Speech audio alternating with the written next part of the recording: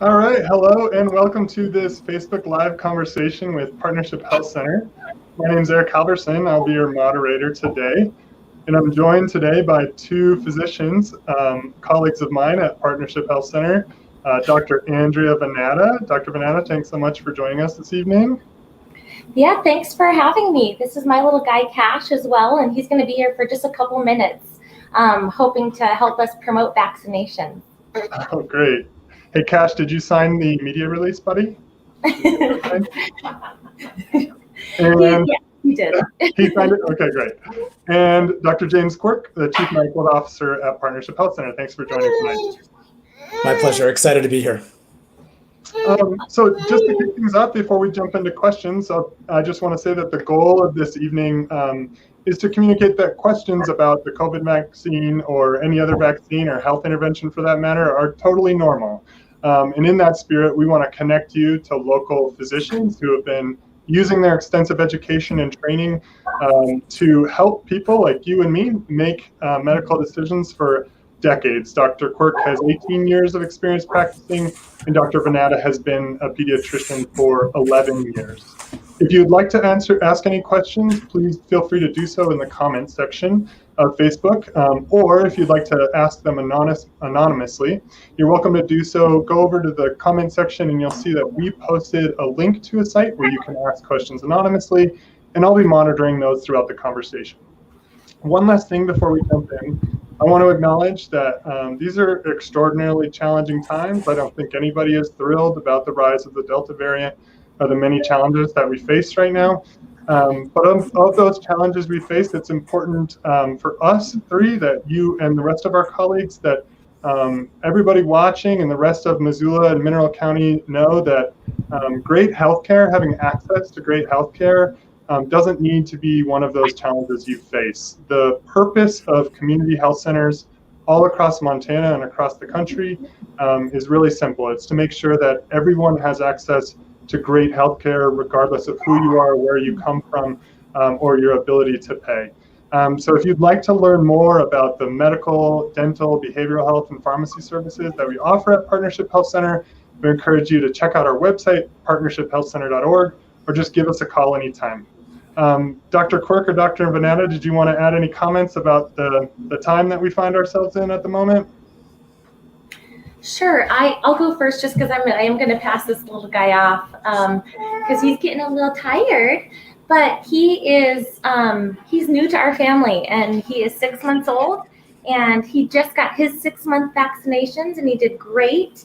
And he got a little fever and was a little fussier for a day, but that was just really that was a really positive sign in my eyes, because we know that means our immune systems are working. But he's also highlighted for me personally how important it is that we really work together to overcome this virus, and how important vaccinations are. That's great. Dr. Quirk, did you want to add anything? No, excellently said. We are ready and willing to see anybody who walks through our door with any questions. Great. So thanks again for being here. Let's start off. The first question we had submitted to us ahead of time was a simple one. How do you decide if the shot is worth the risk? And I'll add that this person who added their question anonymously was particularly concerned about blood clotting and blood clotting disorders. So I'll turn that over to you two. Do you want me to go? I want you to go, yeah. Right. So I did have a chance to kind of review this question briefly. The hard part about the numbers that are surrounding the vaccines is that the people who have had no reaction is huge, and the people that have had sort of a rare reaction is tiny. But at the end of the day, all we hear about is the tiny few very unlucky people. And that sort of skews our risk, risk-benefit ratio is really what you're asking. Like, how do I know it's going to be safe for me, or is it worthwhile? And, that is, my risk is tiny and my benefit is huge. And it, in regards to the blood clotting, If the J&J vaccine was the one that actually had issues with the blood clotting, tiny, small, still okayed, still safe. A lot of people think that that's still worth the risk. The mRNA vaccines, which are both the Pfizer and the Moderna vaccines, are different and have a different mechanism. And I'm less aware of issues associated with those medication or those vaccines for causing that kind of a problem. Additionally, when people say they have clotting disorders, for me, that just puts like this laundry list of like, what exactly is that? Because there's huge variations. There's hemophilia, and then all the way to some more basic von Willebrand's disease as an example. So there's really a gamut, and then that's part of the conversation that we want to have with you as a doctor. I want to have that if you're my patient. And then we really just need to sit down and maybe kind of dive into it a bit and figure out where we're at. Additionally, there's always an opportunity, I think, to try and get the vaccine in what we think might be a safer environment, if that's worthwhile. But at the end of the day, what we're really looking at is this exceptionally small risk. And to my way of thinking, a huge gain and benefit, not only to yourself for not putting yourself at risk for COVID, because as I think part of the question indicated, that COVID itself is potentially putting you at risk for blood clots. And to me, that risk-benefit ratio, while I don't know what blood disorder you're referring to, it's almost always going to lean towards better off getting the vaccination and perhaps picking either Moderna or Pfizer and kind of tweezing through the data and figuring out what feels good to you. You always have choices. It's good to ask questions. And I would hope that your physician is very willing to discuss those with you and help you make a decision in your time when you're ready, because that's what this is all about. Thanks, Dr. Quirk. Dr. Banana, do you want to add anything? I think you said it very well, Dr. Quirk. I don't think I have really much more to add. I love that people are, watching and listening to what's being said, and also would encourage everybody, like Dr. Quirk said, talk with your physician, because there is a lot of misinformation out there too, and that's really unfortunate. And I think that stems from fear. But I think what we need to also keep our focus on is that this this disease is scary, and that's really what we need to keep our eyes on, is how can we overcome this and get back to normal. That's great. Thank you so much. I'll just add from a patient perspective on this one. So often I hear physicians say, in public messaging, go speak to your primary care physician. And I had a friend call me just today who said, I don't really have a primary care physician. I think it's a pretty common thing for people not to have one. I get primary care at Partnership Health Center, so not to plug it too aggressively, but I just want to say that if you are looking for a primary care physician, there's a bunch of great ones at PHC, and we sure love to care for you. The next question is probably a great one for our pediatrician, which is, can you talk about myocarditis in adolescents after the Pfizer vaccine? Sure, absolutely. So this is something that has come up again. Nothing that was expected, but I have a few numbers here as of, I want to say, last week. There, as far as myocarditis is concerned, that is inflammation of the heart muscle, and then there can also be this thing called pericarditis, which is sort of inflammation of the sac around the heart. And so, as you might expect, it's affecting the heart, and so the symptoms of that would be chest pain, shortness of breath, kind of a feeling of anxiousness can occur as well. But the reality is that this is also very rare. So it has occurred for kids actually vaccinated that have been 12 years and older, more common in males. But honestly, what the numbers are showing is it's about 1,000 cases per 177 million vaccinations. So that is very rare. So we really need to, again, wrap our heads around how rare this potential adverse event is. And of all of the cases that have occurred, there haven't been any deaths associated with it, and most recovered very easily in a very timely manner. I want to see if there's anything else. The other thing in doing some research on this is that I discovered is that you're actually 6 times more likely to get myocarditis from getting actual COVID infection than you are from getting the vaccination. So again, really consider the information that you're getting, because it's rare in the vaccine, it's more common in the infection. That's great. Dr. Cork, did you want to add anything? Yeah, no, that was very well said. And I think one of the things I wanted to think about, and maybe Dr. Vanetta can help me with this too, is the one thing that I think we all forget, I forget, is how compressed the timeline is when we think about, how quickly this has all transpired.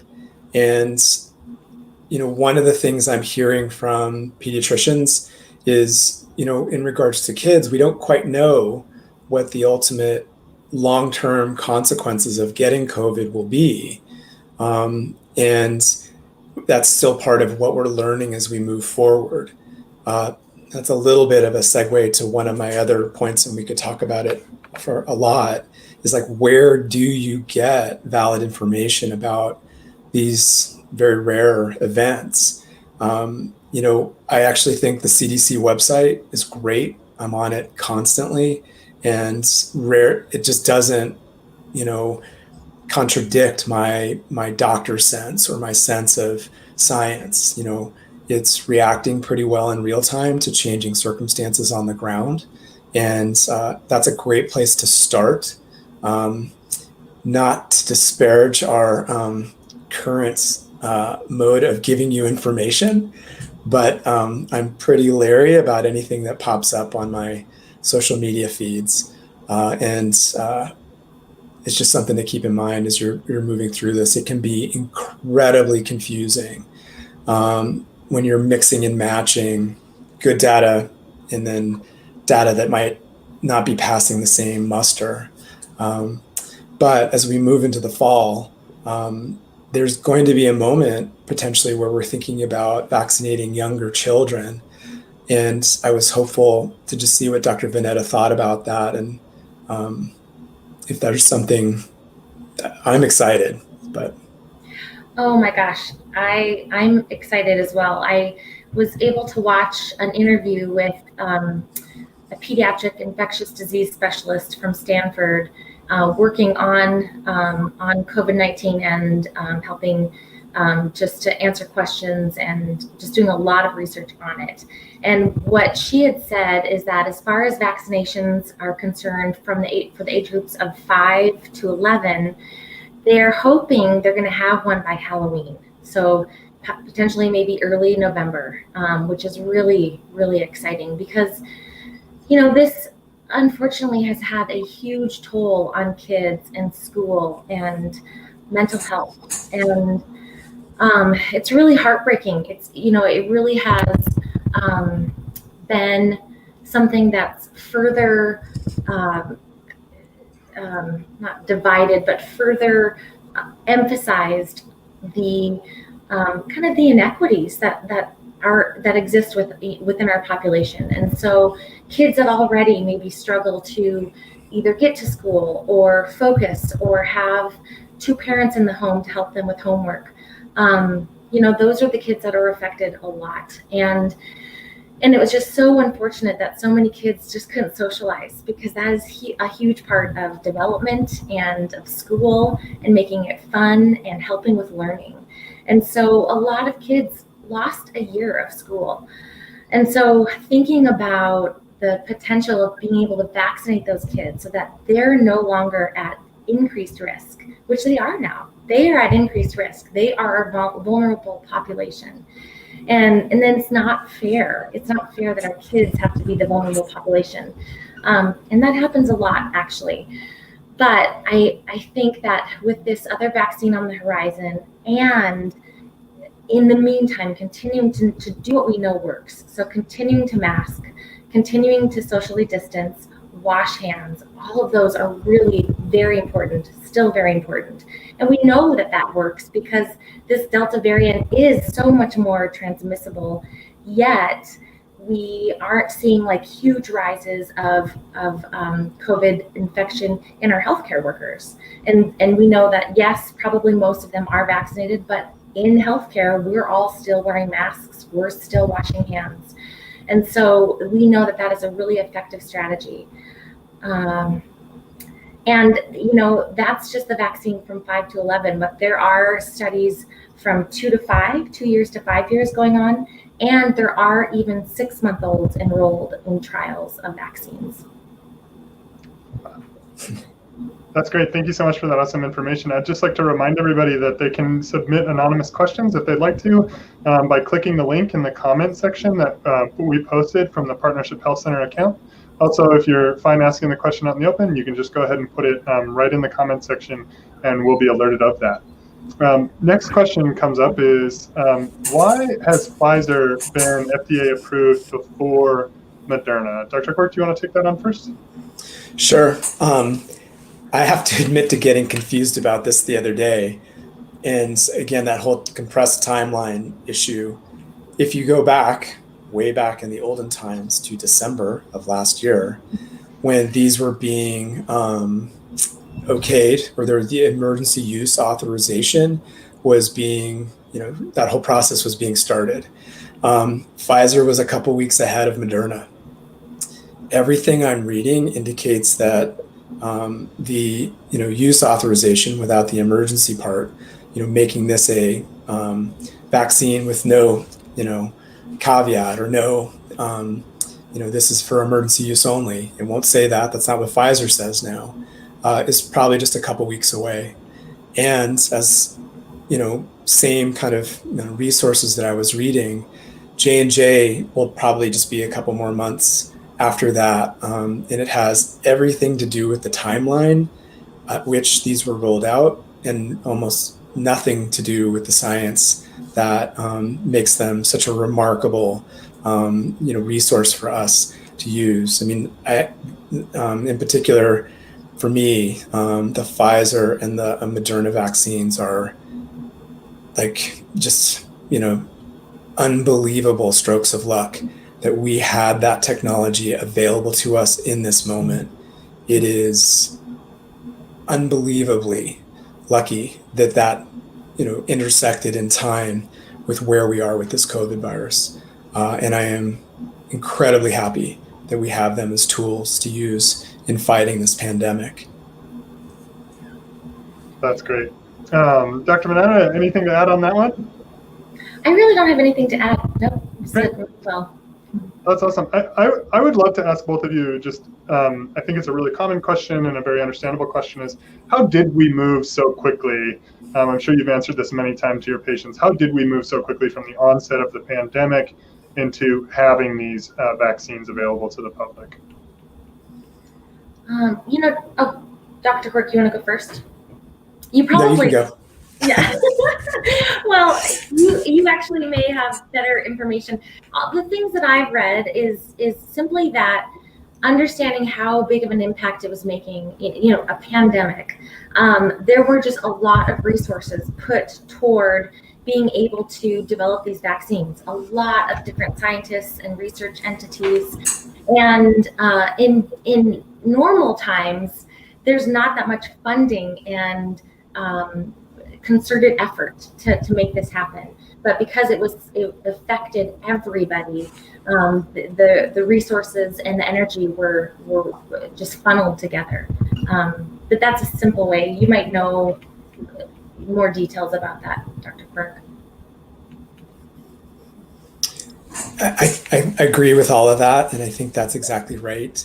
I mean, I think as a nation, in a way, you can think back and look in history, and there's moments in time where we decided something was important and we made it happen. And I think honestly, that's what occurred in this instance. I think the other thing that I always, I'm happy about is when you look at the CDC website and then you look at the FDA approvals, the mechanism to keep vaccines safe was already in place.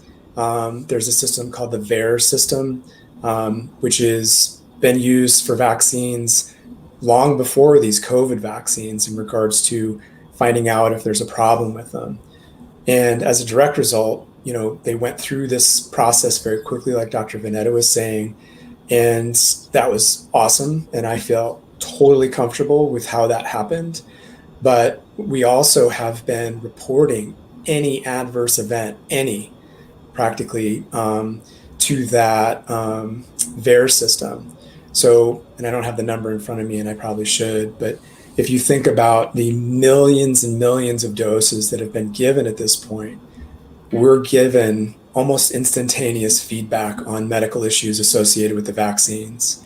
Last year, there was a couple hiccups, and there was like weirdness about, is this mean it's safe or not safe? And it was just the system sort of stopping for a second and saying, nope, we got to check the data. Data's good. Let's keep going.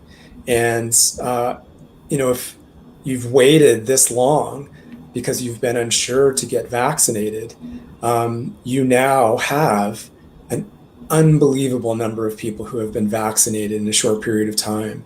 And, the ability for us to say it's safe increases every day as more and more people get vaccinated. So there's a framework that people move through the vaccination process, just the FDA framework. They stuck with that framework. And then there's the safety framework on top of that continues to this day. So the speed at which it happened has everything to do with the incredible ingenuity and the science and the scientists that threw themselves at this wholeheartedly and made this happen. And again, unbelievably lucky to live in a time when that's even a thing. All right, thank you so much for that. Next question we have is, I've had COVID-19 and as a result, I have natural immunity. Why isn't there more discussion about natural immunity? Dr. Quirk, why don't you start with this one? Fair enough. So it's only fair to, I was the one that was stuck in my office reading all about the COVID vaccines for most of the year. So natural immunity is there and it happens. So there's all this quibbling about, is that better than the vaccine? Why don't I just get it? Well, for starters, we already talked about the risk of getting the vaccine is like practically zero. The risk of getting COVID is not. There's far greater risk associated with exposing yourself to that virus. Yeah, but I'm 20. I don't have any problems. What could happen?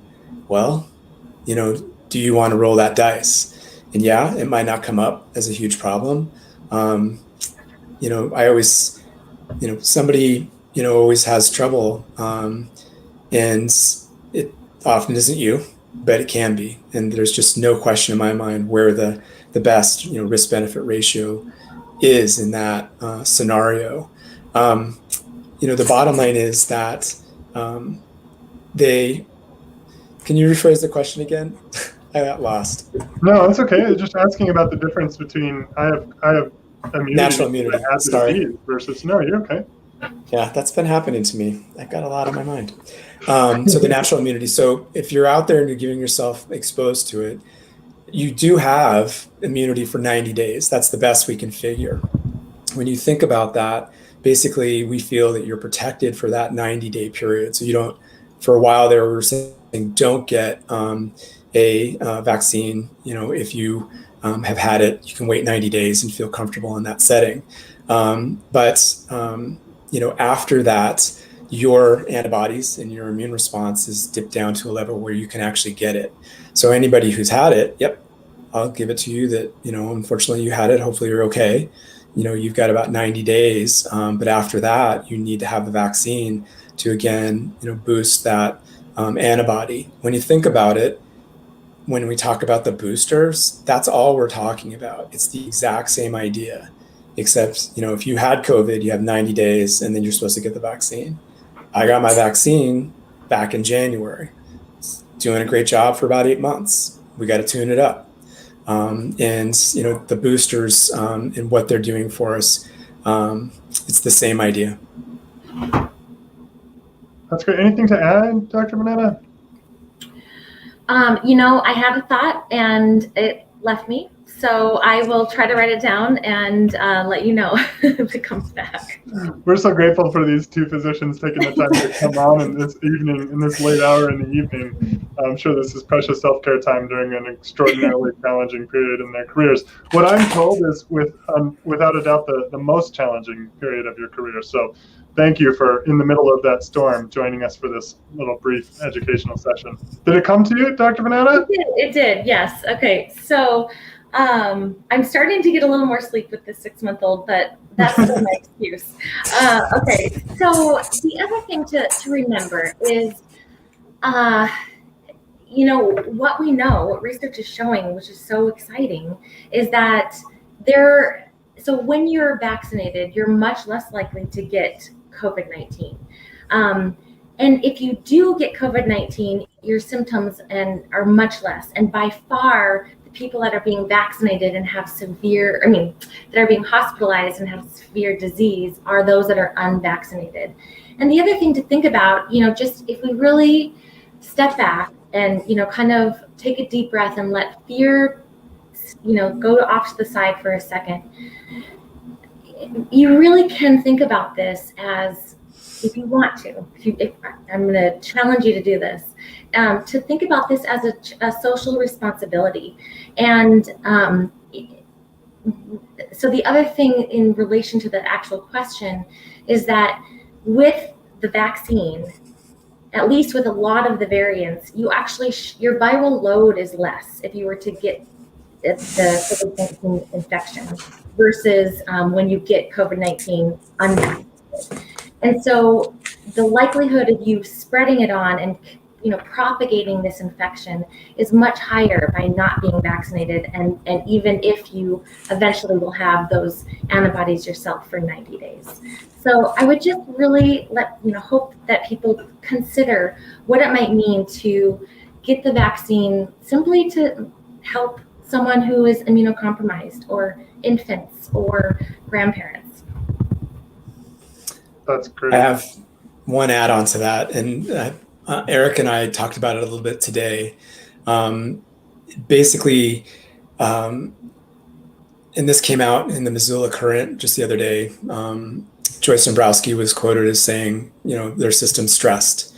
I think as we move into the fall, they're doing a fantastic job. They're keeping ahead of it.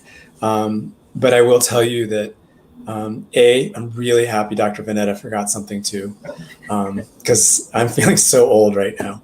And then additionally is, the healthcare providers that are working right now are tired. They lived through last year, and, basically they did a fantastic job.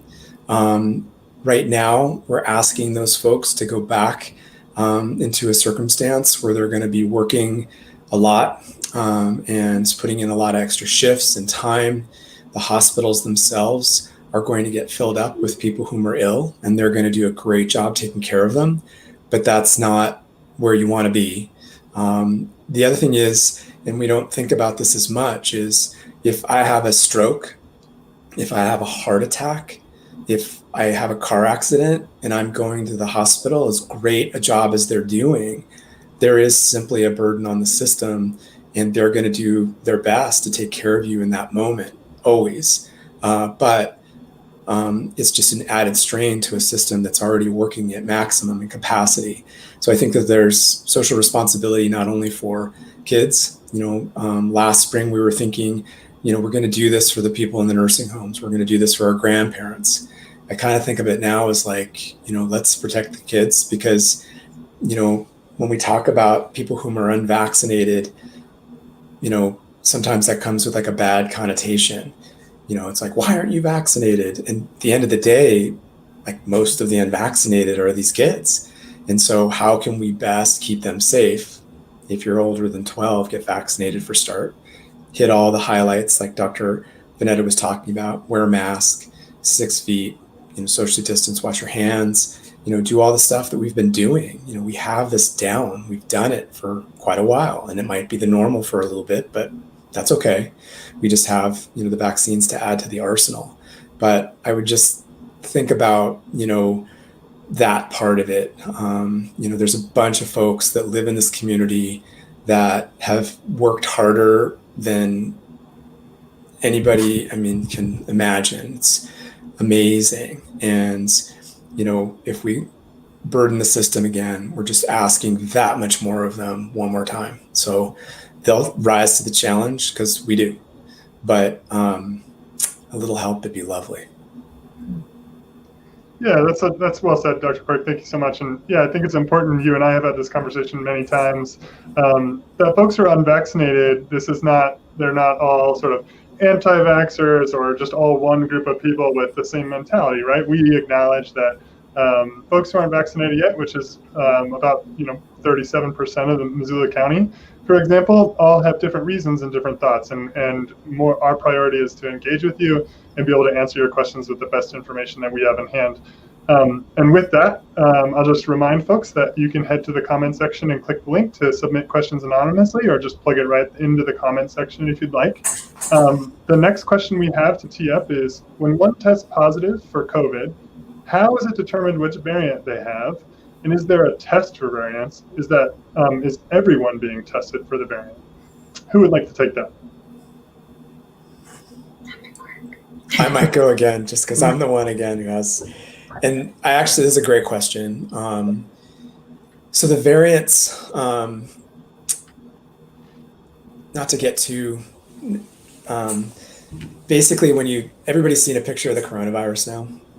And, when you think about that coronavirus, like what's a variant? Like we all look at that spike proteiny thing. That's what we, made our bodies replicate. And that's what we kind of look at when we want to attack the COVID virus. And, basically when this thing replicates a million trillion times like it is in all these different people, every now and then it makes a mistake. Sometimes that mistake means that virus doesn't do as well. Great. Sometimes it makes a mistake and you end up with something that fits but looks a little different. And so I always think of like the variants and the deltas, like me coming, going off screen for a second, then coming back. And then with these glasses, I'd have like one of the little fake noses and the mustache, and you'd know it's me, but you'd be like, why? What is going on with that? And so that's why, in part, when we talk about the Delta variant and whether or not the vaccines are effective, it's like, yeah, they're still effective because they're really like, who's going to fall for that? Nobody. And when we think about the variants and the testing of it, your question is good in part because I don't know the answer specifically, but state by state and the health departments, and usually at the state level, they're taking a certain number of tests and they're deciding which ones they're going to check and see which variant is available, or which variant is prominent or, out in the community. And all they're really doing is checking to see, as an example, like, is this one just subtly different? What are we going to call that? This one's the Delta. Clearly, we know a ton about the Delta variant at this point. And because it's so infectious, it's winning. All the other variants are losing because they're not quite as infectious. That's not perfect, but that's the idea behind it. And that's why you see so much Delta around, is that Delta, is a little more infectious than all the other ones. And that's really helping it spread. As an example, and I know we're talking about specifically the variant testing, one of the things that we think about is the health department locally last spring was saying that, one person was infected with COVID, 4 to 5 people would have been in their close circle and would have to be tracked. And now, in part because we're moving around more, that probably has more to do with it, that number's like 12. And so now we've got 12 and a more infectious variant, and just that much more reason. But basically the variants are tested typically at the state level in a lab, and then they're just trying to figure out what the predominance of that variant is in the community. And then ultimately looking at the data to figure out, like, what is this one good at? What is this one bad at? And Delta, as we keep hearing, is really good at getting everybody infected quickly. That's really helpful information. Did you want to add anything to that, Dr. Banana? I've got a question for you next. That's going to be a good No, I think that's great. That's okay. Really cool. I actually really, if Dr. Quirk could continue to do more visuals for us, I think that's also really helpful. I don't have my screen. I need my chalkboard. You have a chalkboard. So the next question for Dr. Banana is, does the vaccine cause infertility? That is a good question, and I'm really glad that we're addressing it, because this is one of those myths that's going around, and unfortunately, that would be so scary if it did. So of course, you hear that and you want to think, oh my gosh, I'm not going to risk, potentially not being able to have a child someday for this vaccine, especially because I'm healthy, or whatever the case may be. I'm really good at masking. But the thing is, again, there has been research on this, and I want to say one of the things that's being specifically talked about is that there's a protein in the placenta similar to the protein in the antibody, and it can attack it or something like that. But what I want people to consider is, if that were true, then getting COVID infection would also put you at risk for attacking the placenta, because the antibody is made based on the protein, the spike protein, right, of COVID-19. I don't know if I said that very well, but there is no research, no evidence whatsoever to support that myth, and it really has been looked at extensively, because that is scary. I mean, anything that could potentially have long-term effects like that, like Dr. Quirk mentioned before, does get reported to the VAERS, which is the Vaccine Adverse Event Reporting System. And anyone can talk to their doctor. I want to say there's a website, and I believe, go to the website, go to the VAERS website. I don't recall if you can actually report it yourself, or if you have to go through your primary care physician. And Dr. Quirk, you might know that. But we want to study these things, because we want to find out, do we need to pull the vaccine? Do we need to think about doing things differently? Or are we unnecessarily causing resistance or hesitancy to something that is actually very useful? And, again, just to emphasize what was said earlier, anytime there have been these concerns, like such as with the blood clots, in Johnson & Johnson, and the vaccine was held for that period of time while the information was gathered. So much of this is happening out of, and this term is used, but I think it's very apt, an abundance of caution. We're taking an abundance of caution anytime there's something that seems to be a trend, anything that seems to be real. But this, we can say very confidently, this does not affect fertility. That's great information. Thank you so much. Anything to add, Dr. Quirk? I just checked the VAERS website, and it's a little murky, actually. I mean, like, it basically does say to contact your medical provider. Having said that, my guess is if I kept pecking at this and not paying attention to that, I might be able to actually do that. We're actually obligated by law to report this stuff. It's not, something that we can kind of decide not to do. So again, anything that comes up, we're going to be adding to that database. And to Dr. Vanetta's point at the, as well, there's plenty of women that made the decision to get vaccinated and have delivered. And, again, all of that would have gone into VAERS in regards to the timeline that we've been looking at over the last year. And if we were seeing, problematic issues, it would be, rising relatively quickly, with all of the data and all of the millions of vaccines that have already been given. So I as well my recommendation to a pregnant woman would be to get the vaccine. To Dr. Vanetta's point too, it's odd because it gets confusing. Like, well, it can cause infertility. It can't. Not a thing. No.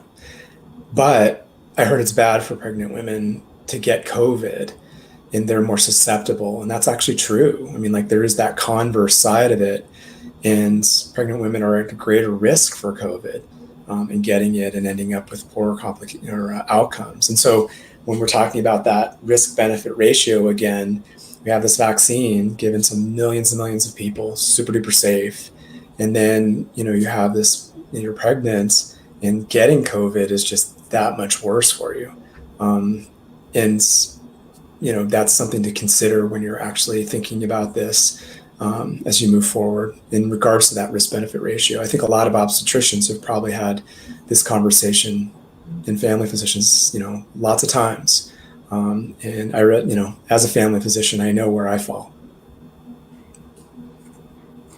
So we just, thanks so much for that. And we had a question come in through the anonymous question portal. And this person looks like they put in two questions. The one that's not currently on the screen was, I was so impressed with vaccinations at the fairgrounds. Will PHC be returning there? We do not currently have any plans to return to the fairgrounds. I will say that our colleagues over at the Missoula City County Health Department are doing an excellent job vaccinating folks at the former Lucky's Market and Southgate Mall, right there off Brook Street, 7 days a week. So if folks are interested in vaccinations, that is a tremendous resource in our community. The other question submitted is on the screen.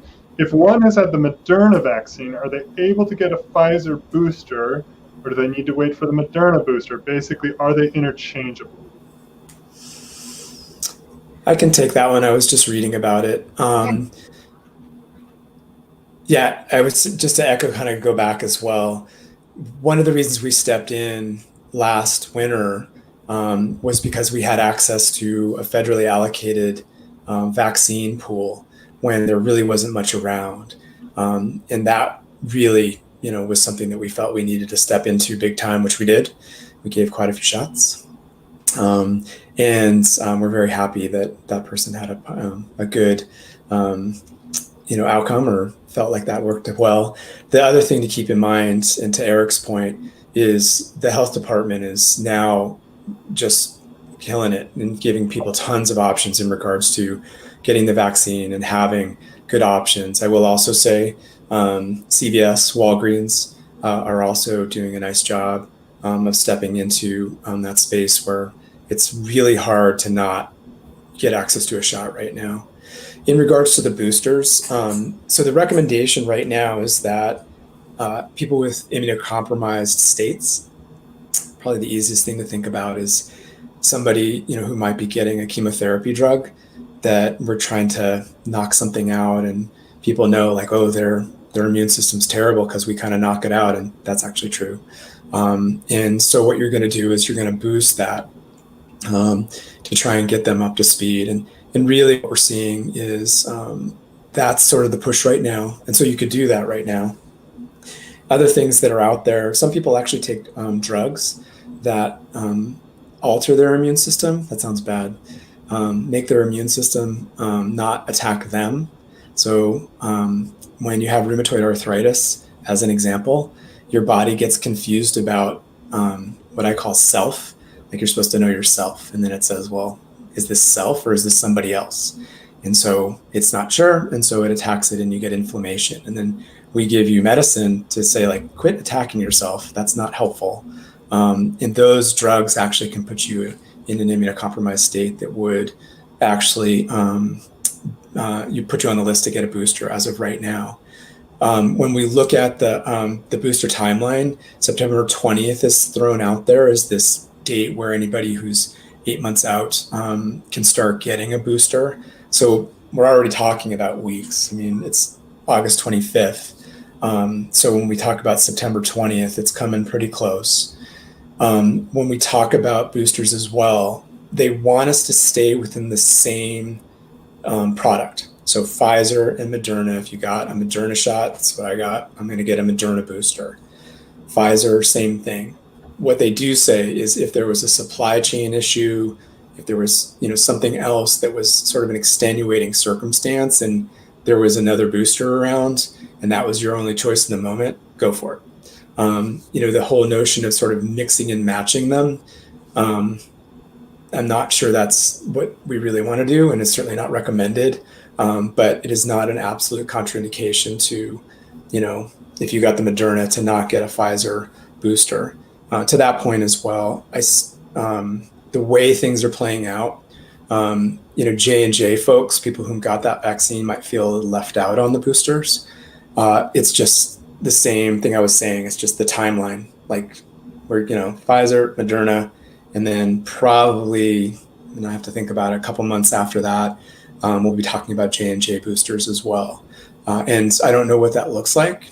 It could be very intriguing to the extent that they say, actually, what we're going to do for J&J is we'll give you another J&J, or we'll give you some other, booster that they've created, to help with, as they learn. And that's what we'll see. But as we move into the fall, we can expect tons more information, and obviously kind of another big vaccine push in Missoula to get everybody caught up. That's great. Anything to add, Dr. Bennett? No. Okay. This next one I think is certainly for you. How protected are infants whose mother has received a vaccine? That is a really great question, and it's one that I get a lot in clinic and one that I can't answer fully. So what we do know is that the antibodies from a vaccinated mother do pass into the breast milk. We do know that for sure. So your infant that's breastfed is getting that vaccine antibodies.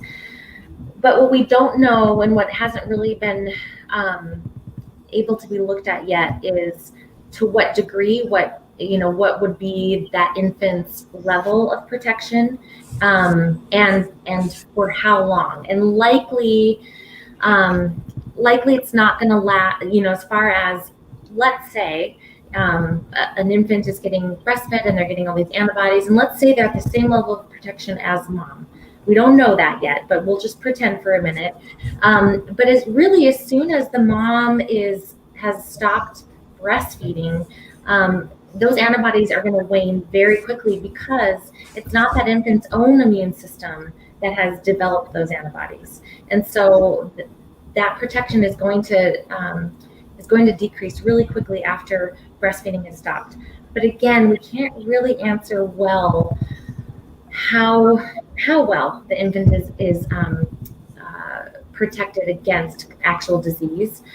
But that being said, I mean, if you're lucky enough to be able to have a good milk supply, and you have, a good milk supply and a good latch, because there's a lot of factors in breastfeeding, or you have a good milk supply and you're pumping, great, keep it up, because we do know that it does offer some protection.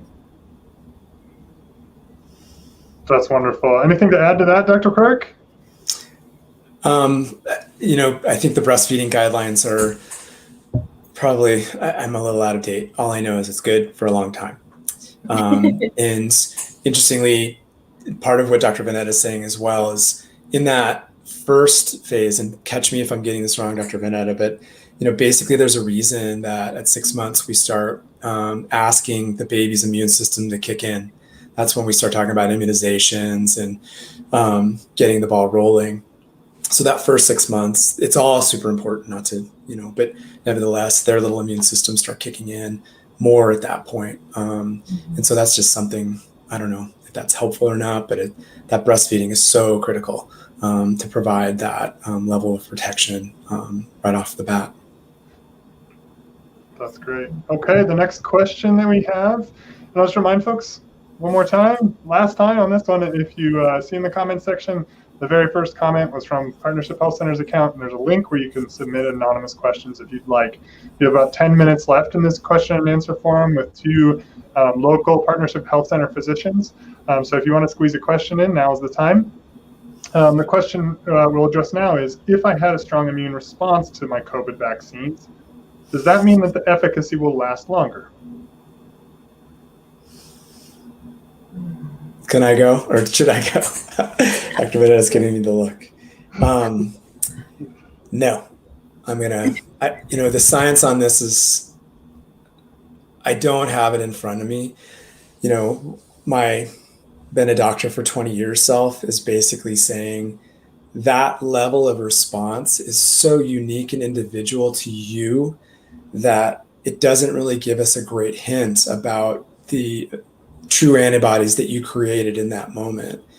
Also, I think there's a lot of other factors that might play a role in that, immune response. As an example, like if you didn't take any Tylenol and ibuprofen, you might be like, wow, that worked. And if you took some Tylenol and ibuprofen and had sort of smaller kind of immediate reactions to it, does that diminish it? And I looked at Dr. Vanetta to this too, because that's been a question out there for a long time. But my sense of it is it doesn't, and you still mount a really good immune response. But there's really no way to quantify that actual reaction to an antibody level that I'm aware of or would feel comfortable with. I think you're kind of in the same boat with all of us and need all the same protections. So. Yeah, and I'll just add really quickly, and maybe this isn't really adding much, and I don't want to confuse the picture.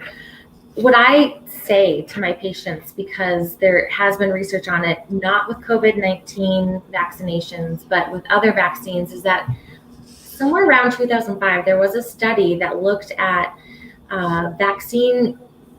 your immune response to vaccines in infants and children specifically, when they were given Tylenol or ibuprofen versus when they were not. And that the outcomes showed that the kids that were not given Tylenol and ibuprofen in response to a fever or even prior to getting the vaccine that day actually did have higher antibody titers.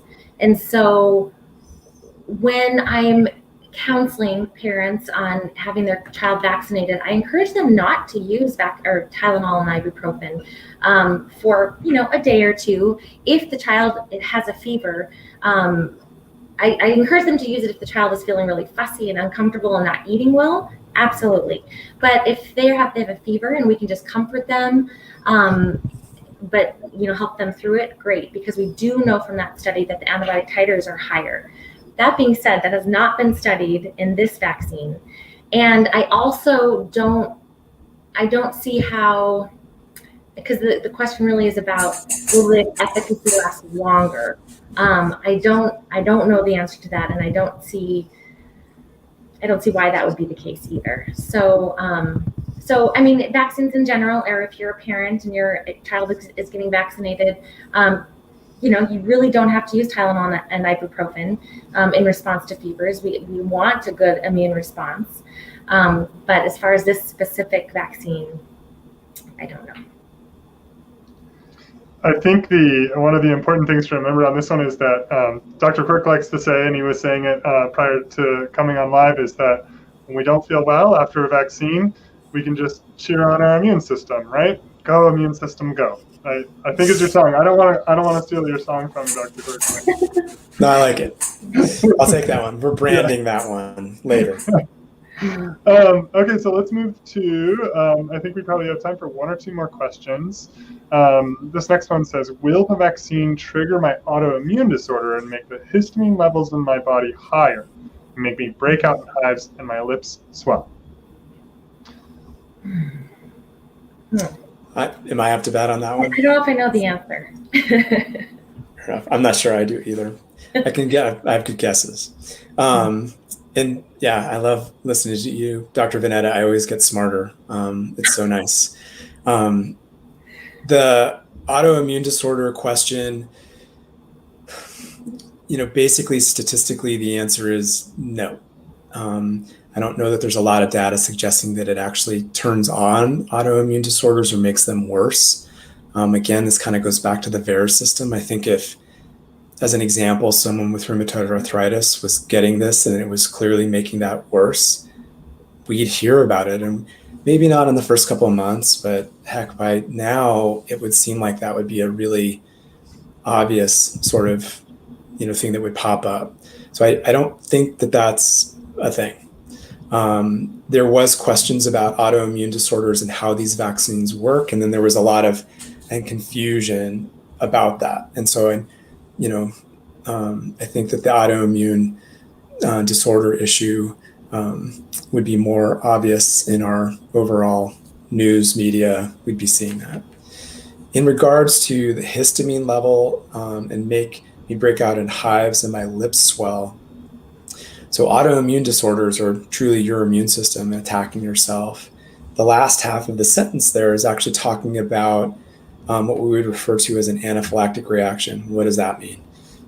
It means that your histamine gets grumpy. So if you get stung by a bee and you're not tragically allergic, you get swelling, and that's your body's histamine response. And then hives are part of that histamine response. Swelling can be part of that, and it can get progressively worse. It can be a little bit of nothing all the way to big problems, which is, people carrying EpiPens. And those reactions have occurred with these vaccines, but again, exceptionally rare. We really haven't seen anything, that's overly concerning and what we would expect from that actual allergic reaction to the vaccine. We always provide the vaccine in a setting where we've got a little bit of Benadryl around and we can watch you for a couple minutes. And, if things go a little sideways, we give you some epinephrine, but this is exquisitely rare. So while yes, it could cause the histamine reaction, that is an allergic reaction, but that is separate from an autoimmune disorder. And in the autoimmune disorder, I haven't seen any correlation with these vaccines and problems with autoimmune disorders getting worse. Thanks. Any additional information, Dr. Bonetta? And that was really thorough. And the one thing that I was thinking about when you were talking, Dr. Quirk, is just that, with some vaccines that have egg components, not COVID-19 vaccine, but other vaccines that have egg components, that's when in the past we've been concerned about people, one of the reasons we've been concerned about people having that type of a reaction. So not to the actual, protein or information that your cell is getting to create the antibody, but just to part of the vaccine. So do know that these vaccines do not have any egg components in them. And I guess in thinking about autoimmune and this specific vaccine, and all vaccines, I guess one thing to think about would be, in previous vaccines, has this been your reaction? And if so, let's definitely talk about it, talk about it with your primary care provider.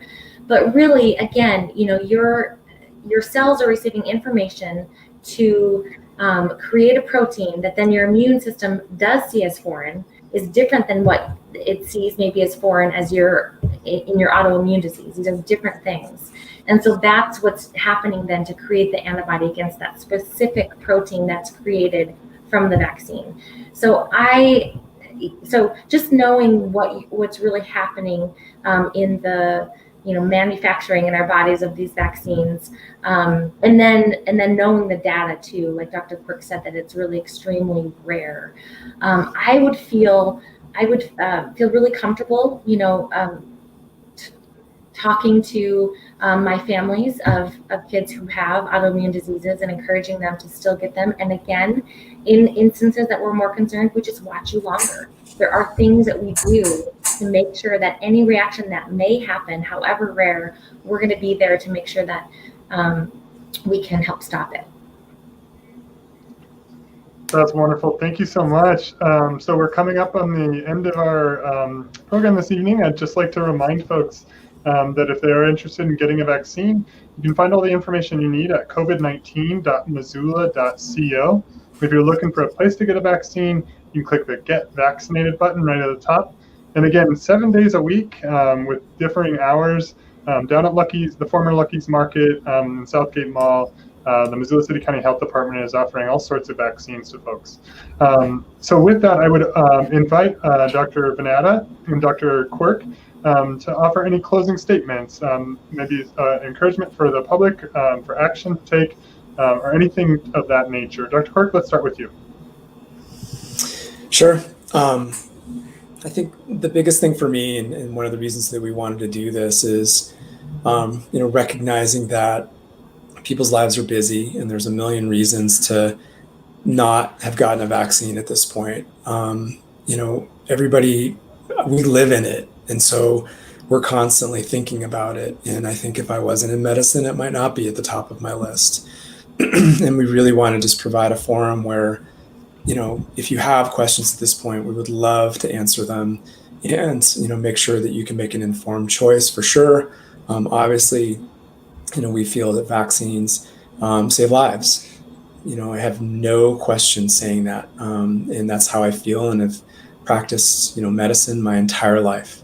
As we move into the fall, we're really placed in a circumstance where you still have time, to get your full series in before we get into a place, later in the fall, perhaps where we're seeing a huge increase in the community, which really puts a strain on our healthcare system and, puts, people at risk because of that. So this really is just us saying, we'd love to hear your questions. We'd love for you to get vaccinated. And if the barrier is, something that you're concerned about that we can help chat about and talk you through, we would love to be able to do that. Thanks, Dr. Quirk. Dr. Renata? Yes, well said. I just also want to emphasize that there is a lot of information and it's hard to sift through. It's hard to know what's real and what to trust, and hopefully you have a provider that you do have a good relationship with and you can continue asking these questions, because we want you to feel comfortable and we want you to feel like you have all the same information that we have, which, again, just another plug, the CDC is a great website. It's wonderful. It has a lot of great information about what's been studied, both, just on all sides. And I will also say, just another option for parents maybe would be the website that the American Academy of Pediatrics has, which is called healthychildren.org.